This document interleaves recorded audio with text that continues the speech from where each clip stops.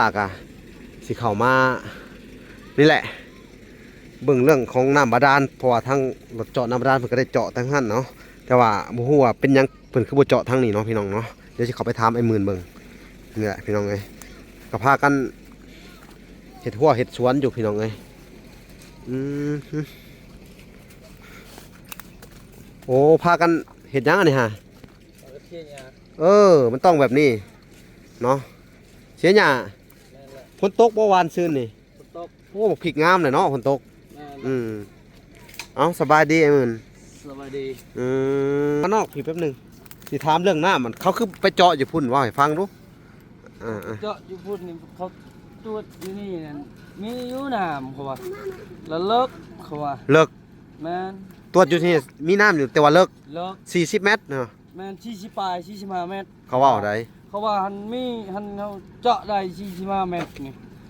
ยานเวลาสูบมันหักคือเก่ามันหนักนี่คือตัวนี้มันหนักเขาว่าเห็นไหมแล้วเขาว่าสิเฮ็ดจังได๋แบบมาให้มันหนักว่ากวดเบิ่งก่อนบ่ได้แห้งก็เฮาต้องเจาะบ่นั้นเขาเว้าเลยนะกวดเบิ่งแต่นี่กวดเลาะกวดเลาะใครแน่น้ำเขาว่าอันนี้เขาใช้ผู้น้อยก่อนผู้ใหญ่ยังมาทันได้ใช้สรุปแล้วเดินบอลที่เฮาจะปลูกมักพริกนี่บ่มีตาน้ำเนาะมีน้ำนะฮักเลิกเขาว่ายันเจ้าบ่มีเงินต้นทุนหลายก็จังหน่อยแปลงอย่ามันหักอีกโดยแต่ว่าเฮาก็พังความบ่เคยเฮ็ดว่าอันเฮ็ดแบบนี้ก็บ่ได้เสียไปก็เสียของเจ้าคือเองแม่นแล้วมันเสียเวลาคือสิได้เทียบแต่หักเนาะแม่นแต่ว่าอันนี้ก็ได้ใกล้ซำนี้ก็เอาละเฮาก็เอาละซำนี้เอามันบ่ซำนี้เฮาเอาหามเอามาหดนี่เนาะโดยแม่นแล้วโอเคคือว่าอันนั้นมื้อเช้านี่ได้ปรุงผวานอีหยังอยู่บ่แม่นปรุงเรียบร้อยขอเจ้าที่เจ้าทางเนาะขอให้ถึงมุ่งถึงบอลเนาะแม่นเฮ็ดตามนั้นเด้อหมื่นเด้อกาเสือเขาว่านี่ไม่ใช่กาเสือนี่ตัวนี้แล้วเขาเอามาบ่ถอกาเสือฮะตัวนี้เขาว่าถอกาเสือนี่เขาว่าไม่ใช่เสือเฮาก็บ่ฮู้นี่กาเสือแม่นล่ะนี่แม่นบ่นี่กาเสือนี่เนาะแม่นโอเคถอกาเสือเนาะตัวน้อยได้ซะตัวน้อยนี่เฮาก็ยังบ่ฮู้ไม่ใช่เอาเบิ่งดูตัวน้อยเฮาก็ยังบ่ฮู้ของแท้แล้วตัวนี้เข้าใจแล้วแหละนี่กาเสือเลยนี่แม่นแหละนี่ให้เลือกอันตัวนี้เด้อให้เจ้าเบิ่งน้ำเขาเด้อนี่กาเสือนี่ทุกคนเนาะของแท้เลยนี่เฮาเว้านำแต่ว่ามันเป็นของลาวได้นี่เป็นของไทยได้นี่แม่นมอลอนี่ของลาวนี่ผลิตอยู่ลาวเนาะแม่นนี่แหละพี่น้องเลยคือว่าทั้งสามคนก็เลือกบนนี้เนาะจุดที่มันมีน้ำเพิ่นว่าเป็นได้ดินอ่อนอยู่ว่าตัวนี้อ่อนแข็งเนาะมันอยู่ในจุดนี่เนาะเอาโอเคจุดได้กะขอแต่ว่าให้ถึกแหล่งน้ำที่ใช้ได้เนาะ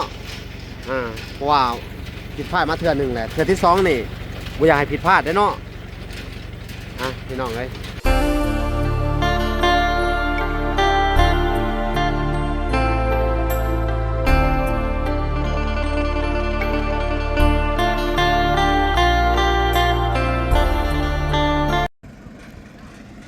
โอเคพี่น้องเลยเนาะตัดภาพมาอยู่ทางงานบ้านอ้ายหมื่นเนาะทุกคนมื้อนี้ทางวลากะสิเข้ามาติดตามเมืองการเจาะน้ำบาดาลเนาะพี่น้องเนาะและทางเบาละก็สิสอบถามรายละเอียดเกี่ยวกับน้ำบาดาลเนาะว่าเขตนี้เป็นจังไดเนาะน้ำมันตาน้ำมันอยู่บนใดเนาะเพราะมื้อเช้านี่เพิ่นเลาะตรวจสายน้ำอยู่เพิ่นว่าเนาะเดี๋ยวล่ะสิไปเยี่ยมยามทางไอ้หมื่นเนาะกับสบายดีเนาะพ่อแม่พี่น้องเนาะบัดสู่คนพี่น้องเอ้ยก็ยินดีเข้าสู่ช่อง YouTube เนาะเบาหลาดสายบุญคุณธรรมคือเก่าพี่น้องเอ้ยเส้นเก่าเส้นเคยพี่น้องเอ้ยเนาะทักทายสบายดีเนาะ FC ทางฝั่งไทยและ FC ทางฝั่งลาวและ FC ทางต่างประเทศเนาะมื้อนี้ทางวลากะสิเข้ามานี่แหละเบิ่งเรื่องของน้ำบาดาลเพราะว่าทางรถเจาะน้ำบาดาลเพิ่นก็ได้เจาะทั้งหันเนาะแต่ว่าบ่ฮู้ว่าเป็นหยังเพิ่นคือบ่เจาะทางนี้เนาะพี่น้องเนาะเ ดี๋ยวสิเขาไปถามไอ้หมื่นเบิ่งนี่แหละพี่น้องเอ้ยก็พากันเฮ็ดหัวเฮ็ดสวนอยู่พี่น้องเอ้ยโอ้พากันเฮ็ดหยังอันนี้ฮะมันต้องแบบนี้เนาะเสียหญ้าฝนตกบ่วานซื่นนี่โอ้บักพริกงามเลยเนาะฝนตกเอาสบายดีไอ้หมื่นสบายดี ใส่ข้าวหมักถั่วเลยเนาะพี่น้องเลยเอาสบายดีสบายดีสบายดีหุ่นอร่อยน้อยพี่น้องเลยหมักแตงเป็นหมากหรือเปล่าฮะเป็นหมากว่ะพี่น้องคนปลูก2-3เครือหมักพริกนี่ก็ติดแหละเนาะนี่หมักพริกขาวว่าจะใส่เนี่ยไอ้หมื่นหมักพริกขาวจะได้กินอยู่เนาะอ้าวไอ้หมื่นออกมานอกพี่แป๊บนึงสิถามเรื่องน้ำมันเขาคือไปเจาะอยู่พุ่นว่าให้ฟังดูเจาะอยู่พุ่นนี่เขาตรวจอยู่นี่นั่นมีอยู่น้ำเขาว่าแล้วเลิกเขาว่าเลิกแม่นตรวจอยู่ที่มีน้ำอยู่แต่ว่าเลิก40 เมตรเนาะแม่น40ปลาย45เมตรเขาว่าได้เขาว่าหันเขาเจาะได้45เมตรนี่ยานเวลาสูบมันหักคือเก่ามันหนักนี่คือตัวนี้มันหนักเขาว่าเห็นไหม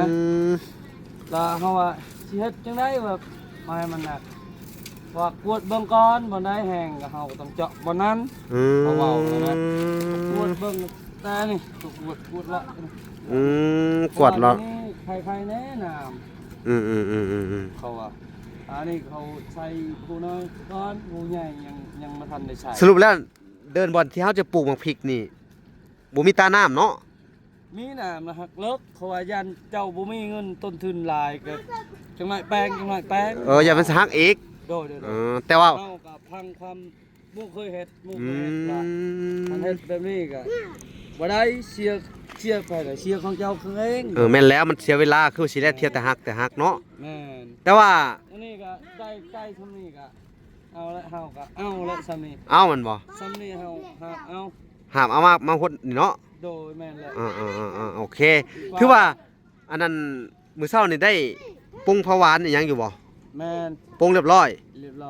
ขอเจ้าที่เจ้าทางอ่ะเนาะขอให้ถึกมุงถึกบอลเนาะแม่นเฮ็ดตามนั้นเด้อหมื่นเด้อถือว่าในใจก็อยากได้บอนนี้แต่ว่าตาน้ามันเลิกเนาะแม่นตอนเมื่อคืนนี่ก็ไปหาปลากับลานทรายเฮาปลาเฮาไปเอาพุ่นอยู่ห้วยตะยามห้วยใหญ่โอ้ว้าวดูไปแต่ประมาณ 7:00 นกลางคืนแม่นแหละพอดี2 โมงเฮามึงปลาได้เป็นของปลาประมาณ10 กิโลนี่แหละได้ปลาประมาณพอดีเฮา4 คนเฮาว่าได้ปลาเนี่ยเขาไปทางน้ำบาดาลก็เอาให้หมูกินปลากินไก่น้ำแน่โอเค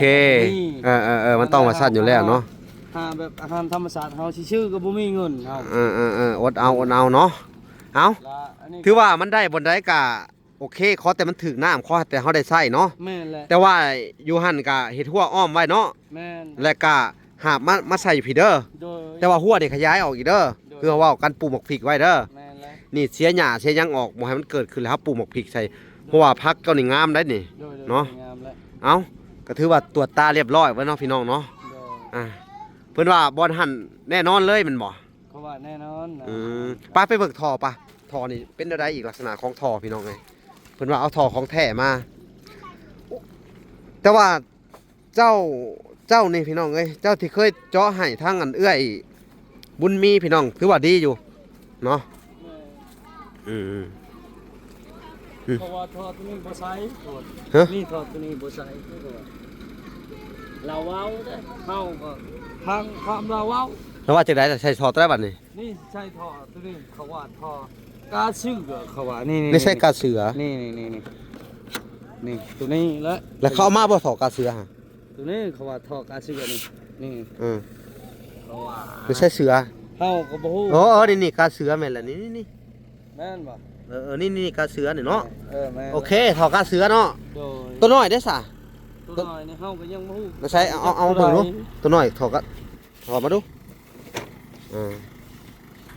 บ่แม่นมากตัวนั้นนี่ท่อน้อยอันนี้แหละนี่เนาะ เลย ดึงมาเบิ่งดูดึงตามันเบิ่งดูกาเสือเนาะเขากาเสืออันนี้คือบ่มีลวดลายพี่น้อง บ่มี ตัวสูบมันได้ซะ ตู้สูบแล้วเด้อ อืม นี่กายังนี่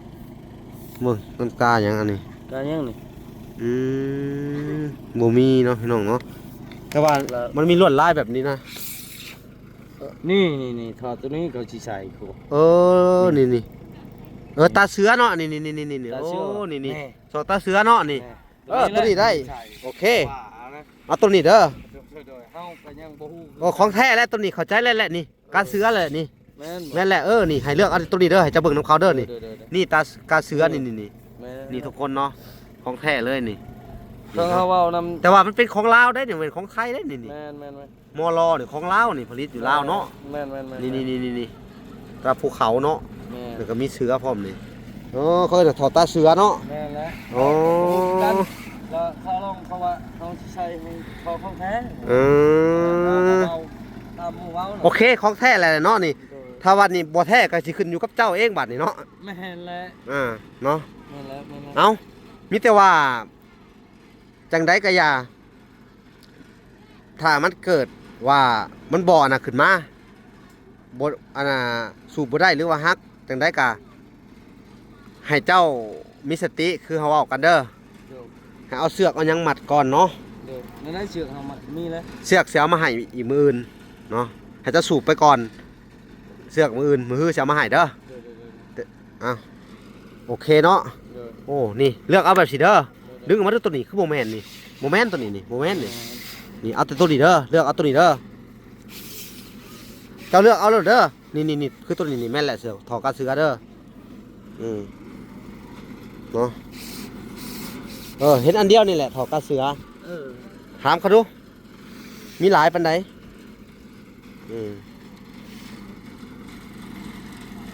นี่อันนี้งามนี่ของแท้เลยเขาเบิ่งชอนี่เขาหู้นี่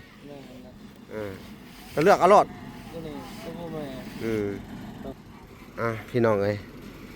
ทอนี่ขอแต่ทอดแบบนี้ได้บ่เอาตัวนี้มีอยู่ในใสมีแต่เส้นเดียวเนี่ยขอเบิ่งเลยมีเส้นเดียวเลย เขาเบิ่งก็บ่มีนี่ บ่มีตัวอื่นน่ะเบิ่งดูหมดเท่านี้แหละ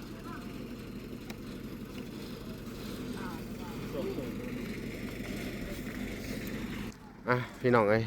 เพราะว่าหลักกะได้เรียกทางสั่งเพิ่นเนาะนำมาดานมาก็ถือว่ามื้อเช้านี่ขออนุญาตนำเนาะได้ตรวจตามันได้เรียบร้อยเลย ตรวจแล้วมันเส้นนี่มันบ่ยักหลายน้ำนะ น้ำบ่หลายแล้วเลิกพร้อม แม่นเลิกพร้อม แล้วไปเจออยู่หั่นเนาะ แม่น โอ้ อย่าเป็นคือเก่าแบบนั้นเลยอย่ามันยาก ก็มาโลดว่า โดยเอาบัดนี้ก็มีแต่ว่าเอาถอกกาเสือให้เราเด้อ นี่เด้ถอดกระเชือก เลือกเอาโอเคบ่ตัวนี้บ่สำคัญไปได้ดอก หรือว่าเอาตัวใหญ่ก็ได้ตัวใหญ่พร้อมตัวน้อยพร้อมเนาะ แม่น อืม เอาตัวดีเลย เอาตัวนี้เบิดเนาะ แม่นแหละ โอเคเอาตัวนี้เอา ตัวนี้หมด โอเค ที่สำคัญตัวนี้มันหักเลยเอาขึ้นบ่ได้ตัว เอ นี้ อ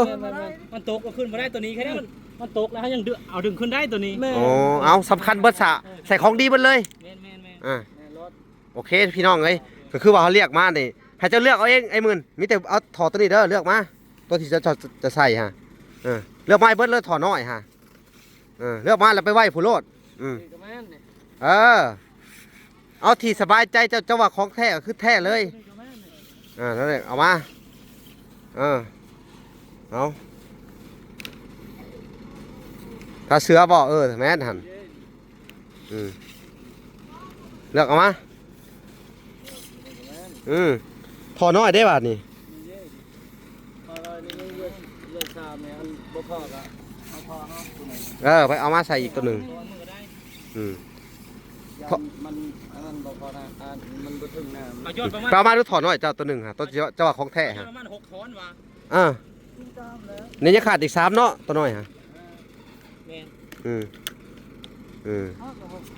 อันนี้ก็คือว่าเลือกใส่เลยพี่น้องเอาของดีให้เพิ่นเลยเนาะถ้าบ่ดีอีกบัดนี้เป็นไอ้หมื่นแล้วบัดนี้พี่น้องเอ้ย เนาะกาเสือกาเสือเลยเนาะนี่เสือเลยพี่น้องเอ้ยนี่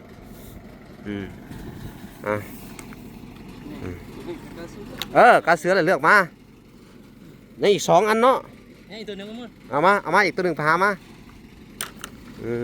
ให้เอาตัวนี้เด้อใส่บัดนี้เฮาสิมาติดตามเบิ่งน้ำไอ้หมื่นว่ามันสิซ้ำใดพี่น้องเอ้ยหลังจากใส่ของแท้ไปแล้วเนาะแต่ว่าของตัวเก่าน่ะเนาะ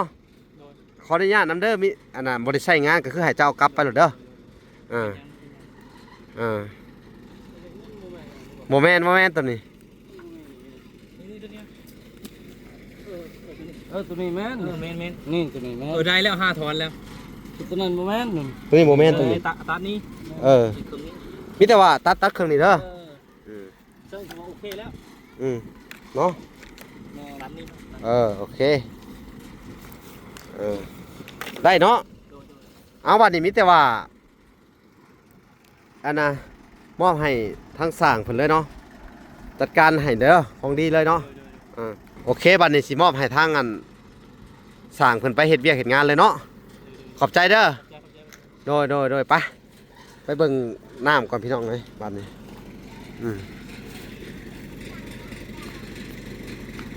ไปไอ้หมื่นคือว่าของแท้เด้อบัดนี้เด้ออันนี้คนมาซอยเวียกบ่นี่ นั่นแหละ โอ้ เข้ามาซอยกันทอกันน้ำเจ้าได้ใช่หลาย โอ้พวกที่มาซอยนี่เนาะ แม่นแหละ คนน้ำนี่บ่ แม่น เนาะคือว่าหลายขนาดเนาะคนมาซอยเนาะ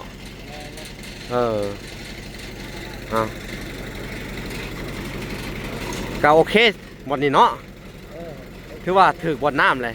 รถเตอร์แล้วว่าเพิ่นเจาะนี่ ยังขนาดน่ะ ยังบ่ทันฮอดเนาะนี่แหละพี่น้องเลยคือว่า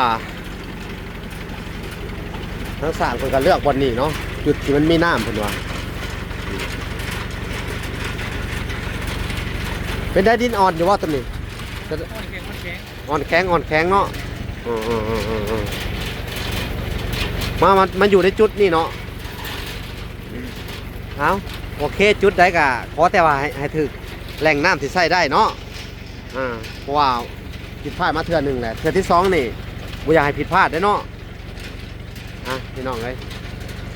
เป็นไงไอ้หมื่นคิดว่าโอเคอยู่ว่ากาวว่าหรือว่าไง เขาว่านี่น้ำเขาโอเคเลยครับ เนาะโอเคเนาะ ดีใจเลย พี่น้องเลยก็ถือว่าต้องขอบคุณทางอันอ้ายเอื้อยอยู่ทางอันสำคัญที่สุดน้ำในครั้งนี้ก็ได้เนาะเพื่อก็อยากให้ไอ้หมื่นได้เนาะเป็นจุดประสงค์ของเพิ่นอยากให้ทางครอบครัวไอ้หมื่นมีน้ำใช้ก็ได้ปลูกผักปลูกหญ้าเนาะพี่น้องเนาะบาทนี้หลังจากที่ได้น้ำไปกะพากันเอาฮดหมักพริกผักพายเด้อวันนี้เด้อได้สมใจแหละบ่เนาะดีใจบาดนี้เนาะสู้ๆเด้อเพราะว่านี่น้ำลายเขาดีใจเลยภูมิใจแล้วเนาะโดยเนาะก็ถือว่าเห็ดหัวเด้อพากันเห็ดหัวอ้อมมาประดานอ้อมเพื่อนเลยก็ได้อ้อมเพื่อนบ่ทั้งเพื่อนเลยเด้อไปหาตัดไม้อันไผ่เนาะบ่อึดเนาะไม้ไผ่มีบ่หลายบ่เขาแต่ว่ามีรถแก่เนาะมีรถแก่แต่เรื่องรถไถกะเด้อตอนนี้มีอยู่ประมาณ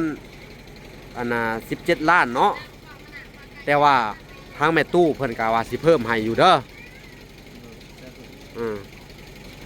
แต่ว่าทางเบิ่งเวลาก็สิพูดคุยกับเพิ่นใหม่อีกเด้อถ้าเพิ่นว่าได้เลยเพิ่มให้แล้วเขาก็จะไปเบิ่งกันเนาะหรือว่ามืออื่นไปบ่มืออื่นไปเบิ่งรถไถหรือว่ามือได้ค่อยว่างอยู่เซโน่แหละมันหลายคันอยู่ได้ไปเบิ่งหลายหม่องหลายบ่อนอยู่บ่อนจะเว้าก็ได้อยู่เมืองซนก็ได้เนาะอยู่ไสอยู่ไสน่ะบ้านบ้านปลเรื่อยข้างในบ้านปลเรื่อยนี่เลยอยู่ทางบ้านไปว่าเลยไปเช้าเท่าไหร่ครบบ่สุดงามบ่รถยังรถนะ สี่เกียร์บ่ นี่สารอันโทรไปนี่ โอเคถ้าโทรถามไปเด้อโทรถามไปโอ้มีหยังนี่ฮะ ปลาเฮาไปเอาตอนกลางคืนนี่แหละ โอ้ปลาหยังนี่ฮะโอ้ เอาไปยังบู ปลากดต้นนี่มีแต่ปลากดเนาะโอ้ได้หลายเนาะมีแต่ปลานี่ 10ไปโลเฮาคน4คน ไปเฮ็ดได้เอานี่ฮะสอน สอนเอาภาคคืน โอ้โอ้อันนี้ แบ่ง ให้ข่อยบ่แบ่งให้กิน แบ่งกินกันอันนั้นบ่พ บ่ อ พรเนาะ โดย โอ้ขอบใจเด้อ โดย มีกินอยู่บ่แหละ เฮามี มีอยู่เนาะ โดย อันนี้แบ่งให้เนาะ โดยแม่นแหละ โอ้น้ำใจอ่ะท่านซะ แม่น โอ้ น้ำใจก็ โดยเอาขอบมุกขอบใจเด้อหมื่นเด้อขอบใจเด้อป๋อพี่น้องเอ้ย คิดว่ามันบ่ได้ตายมันบ่ได้ตายเฮาสิเอาคายอยู่จุดชมมันตายหมด ตายหมดเลยตายพูดตายกับเห็ดพูดได้ต้นน่ะเห็ดพูด แล้วมันได้เหยียดกับกระเดวก็ตอนคืนประมาณ12โมงเหยียดพูดในพอตอนเช้าก็มันเน่าหมด อืม เลยก็ให้เมียแสะไว้ก็ตากได้ โอ้ยังหลายอยู่เนาะ ยังลายอยู่ ยันว่าอันน่ะหมูมีกินก็ให้ค่อย เอาลืมบอกแล้ว เออ ตอนเช้านั้นตอนจะโทรมาลืมบอกแหละตอนเพลงนี่ก็ไปเอามาบนนี้ โดยเอาขอบมุกขอบใจหลายเด้อ โดย เวลาก็จักสิว่าจังไดพี่น้องเอ้ยบ่มีของมาฝากมาตอนเด้อมันมีแต่ว่ามื้ออื่นเนาะเวลาสิพาไปเบิ่งเขาอาจจะอยากไปมื้ออื่นบ่ไกลปานใดแม่นบ่ไกลจะชุมหน่อยนึงโอ้ยไปเลยสนับไปสู่เขาแต่เช้าเด้อไปเนาะโอเคก็พอดีเป็นข่าวดีเนาะพี่น้องเอ้ยเขาว่าซั่นก็สิได้รถแล้วเนาะหักติดเบิ่งสภาพมันก่อนเนาะถ้ามักแล้วเอามาเลยเด้อ เพราะว่าเขาว่างามรถ อืม เขาไม่ได้ใส่แล้วรถเขามีรถแล้วเขาไว้ก็ไม่ได้ใส่ โอ้โดย เขาซื้อโคมวัน2 ปีก็ซื้อโคม เออ จักนั้นก็แบ่งกันจักนั้นอ้ายกับน้องแบ่งกันคนหนึ่งเอาจักคนหนึ่งเอาโคม อืม เลยชื่อเอาโคมอะเอาไว้จักนะในโคมอะ โอ้ เขามีชื่อดุนเศรษฐี โอ้ เลยเขาไม่ได้ใช้ ว่าซั่นเนาะ โดย ชั่วเป็นวันนี้เอาโทรถามเขาใหม่ดูหน่อยสิทางเสียงตอนนี้ฮะ เอาไม่ได้เอาเบอร์นำเอา ทะเลอืมมีแท้แมันบ่จองไว้แม่สนาม บ่เบากับมีถามเฮามันมีเอ้ยน้องนะครับนะน้องเฮาเอาผัวอยู่บ้านนั่นก็ถามรถเฮาฟังสัตว์นี่ว่าจะขายชาวลาดรุดอันนั้นก็บ่ขายบ่ขาย โอเคชาวล้านน่ะโอเคขอแต่มีครบชุดเลยแมันบ่ ครบชุด โอเค แลนชุดแล้วก็ โอเคธนาโอ้ยดีใจบ่ต้องไปไกลเนาะ แม่ โอเคเนาะเอาก็ตามนั้นแหละเด้อ โดย อ่ะพี่น้องไอ้ทางวลากะนัดเพิ่นไว้มื้ออื่นเนาะ แม่ มื้ออื่นสิไปเนาะ แม่ เพราะว่าไปหาเฮาแต่เช้า แม่ เพราะทางวลาก็มีเวียกตัวต้องเข้าไปซอยทางครอบครัวอันอ่าลูกหาคนนั้นเด้อ แม่ ผู้ที่เพิ่นลำบากเพราะว่าวลากะสิออกไปนี่สิออกไปซื้อสังกะสงกะสีให้เพิ่นเด้ออ่าเนาะอันนี้ก็มาติดตามเบิ่งการเจาะน้ำบาดาลเนาะพี่น้องเนาะ แม่ มื้อนี้กะว่าสิแล้วบ่นี่ จักและ ถ้าบ่แล้วกะ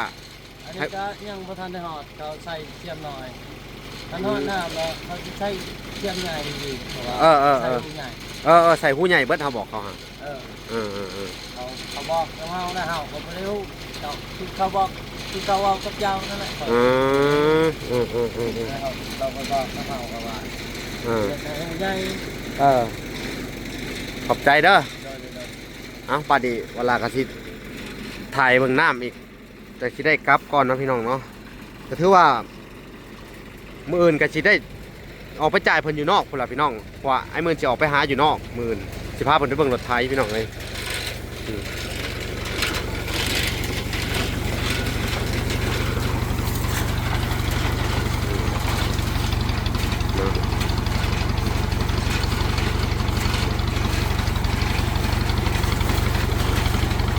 ก ะว่าเสร็จมื้อนี่บ่ตอนแรงแล้วบ่ น่าจะเดียวกับ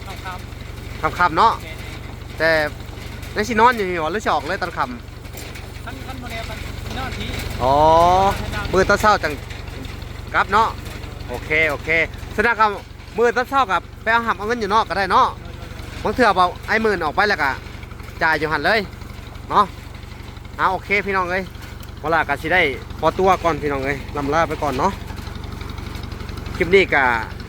มาอัปเดตแล้วก็มาติดตามเรื่องการเจาะน้ำบาดาลให้ทั้งไอ้หมื่นพี่น้องเอ้ยเนาะก่อนอื่นก็ต้องขอบคุณทางอ้ายแล้วก็เอื้อยอยู่ทางอันฝรั่งเศสเนาะพี่น้องเนาะผู้ที่ว่าอุปถัมภ์ค้ำชูในครอบครัวไอ้หมื่นในครั้งนี้เนาะคำว่าลากะบ่มีหยังเนาะสิตอบบุญแทนคุณเพิ่นก็ขอให้เพิ่นจงมีแต่ความสุขความเจริญเนาะ